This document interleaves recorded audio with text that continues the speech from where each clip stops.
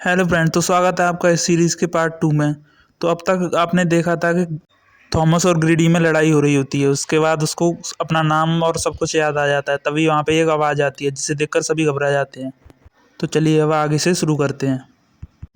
तभी उस आवाज़ को सुनकर थॉमस डर जाता है और गैरी थॉमस से कहता है कि ये ग्रीवर्स की आवाज़ है, वो दीवार के अंदर नहीं आ सकते, तुम डरो मत। उसके बाद थॉमस सो जाता है और उसको सपना आता है कि वो कहीं पे भाग रहा है। उसके बाद ग्रीडी उसको आगे जगा देता है। उसके बाद वो उसको बताता है कि ये जगह कितनी शांत है, लेकिन ये पहले नहीं थी। हमने इसको इतना अच्छा और शांत बनाया है। फिर वो थॉमस को एक चाकू देकर दीवार पे उसको नाम लिखने को कहता है और वहाँ हम देखते हैं कि दीवार पर काफ़ी नाम लिखे हुए होते हैं।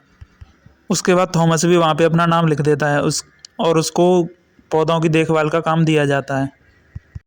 और वो न्यूट को यहाँ से भागने के बहुत सारे तरीके बता रहा होता है। वो बोलता है कि अगर हम दीवार को फलांग कर चले जाएं तो कैसा रहेगा। इसके बाद न्यूट कहता है कि ये तो इम्पॉसिबल है, हम पहले ही ये ट्राई कर चुके हैं, पर हम नहीं जा सकते। इसके बाद थॉमस कहता है यहाँ पे जो बॉक्सेस आते हैं खाने के, हम उसमें भी तो बैठ के जा सकते हैं। इसके बाद न्यूट इरिटेट होकर बोलता है कि हम तुम्हारे सारे आइडिया पहले ही ट्राई कर चुके हैं, इसलिए तुम ज़्यादा मत बोलो अब।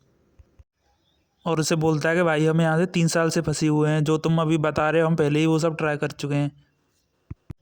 इसके बाद न्यूट उसको बोलता है कि तुम जाओ और पौधों में पानी दो, और वो जंगल की तरफ आ जाता है। वहाँ इसको एक आदमी दिखता है जो बिल्कुल ज़ॉम्बी की तरह बिहेव कर रहा होता है। और थॉमस उससे कहता है कहीं तुम बैन तो नहीं। इतनी देर में वो उस पर हमला कर देता है और उसका गला काटने की कोशिश करता है। इसके बाद वो हेल्प हेल्प चिल्लाते हुए सबकी तरफ आता है और उसके बाद वो उसे रोकते हैं और बोलते हैं बैन आखिर तुम्हें हुआ क्या है। फिर वो देखते हैं तो उसके भी इन्फेक्शन हो चुका है और इसे देखकर सब घबरा जाते हैं और थॉमस को इसे देखकर कुछ भी समझ नहीं आता और वो शांति से खड़ा होता है। उसके बाद वो एल्वी से पूछता है कि आखिर बैन को हुआ क्या है। एल्वी कहता है कि उसे डंक लग गई है और उसके शरीर में जहर फैलने लगा है। थॉमस कहता है कि वो मुझे जानता है और उसने कहा था कि इन सारी प्रॉब्लम्स की जड़ मैं ही हूँ। और थॉमस एल्वी को बोलता है कि इन सब की मौत का कारण मैं कैसे हो सकता हूँ। इससे एल्वी कहता है कि जहर चढ़ने की वजह से उसने कुछ भी बोल दिया होगा, तुम ज़्यादा टेंशन मत लो। इसके बाद थॉमस पूछता है कि अब बैन का क्या होगा। और फिर दीवार बंद हो रही होती है तो सब मिलकर बैन को दीवार के अंदर ढकेल देते हैं और वो अंदर ही पिचकर मर जाता है।